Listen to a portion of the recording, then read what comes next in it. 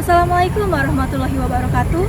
My name is Stefania Angrayeni, and today I will tell you a folklore from Kalimantan Timur entitled Putri Kanik Barau Sanipan.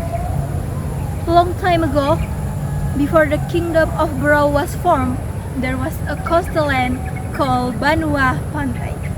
The people live in peace and prosperity. They depend on the sea and the rivers for their lives. Banua Pantai was led by a wise and fair leader named Rangga Batara. He had only one daughter. She was famous for her beauty, not only in Barau, but also in many other places. Her name was Princess Kanik Barau Sanipan. Princess Kanik not only have beautiful face, but also full of kindness. One day, she went to her parents and said, "Mother, Father, please teach me about our customs and about the lives of our people. I want to grow up and be useful for Banua Pantai." Rangga Batara smiled proudly and said, "My daughter, you are the flower of Banua Pantai and the hope of this land."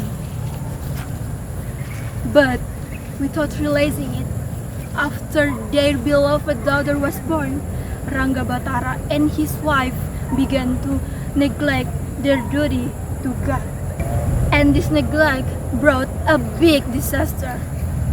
One day, the sea of Banua Pantai roared loudly. Thousands of julung-julung and todak attacked the coastal waters. "Help! So many people injured! The sea is no longer safe!" Fishermen were attacked. People who were bathing and washing were stabbed by the sharp mouth of the fish. And every day, more victims fell. The royal soldiers were sent out. Spears and shields were raised. "Forward! Protect the people!" But human weapons were no match to the wild sea. Hundreds of thousands soldiers died. Banua Pantai was filled in fear and sorrow. Seeing her people in suffer, Princess Kanik Barau Sanipan could not stay silent. She went to her father and said, "Father, please allow me to act. I cannot bear to see our people live in fear every day." Rangga Batara looked at his wife for a moment and said, "What will you do, my child?"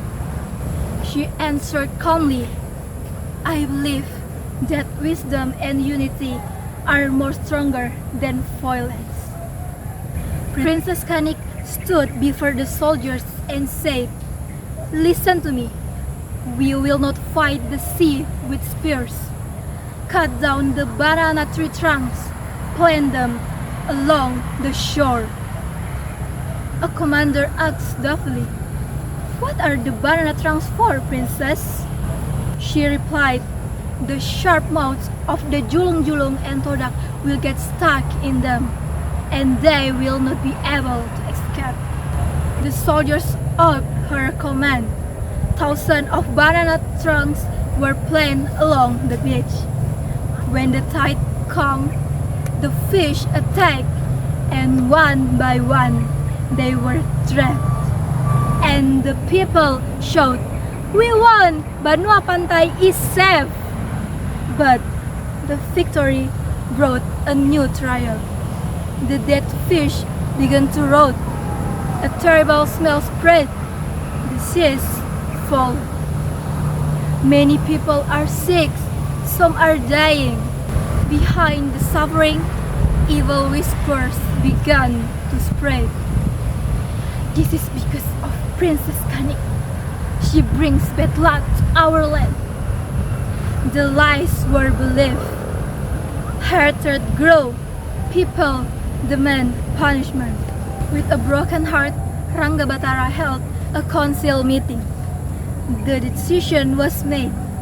Princess Kanik Barau Sanipa was punished by being sent away to the sea, drifting on a raft across the Makassar Strait. 40 young women chose to go with her.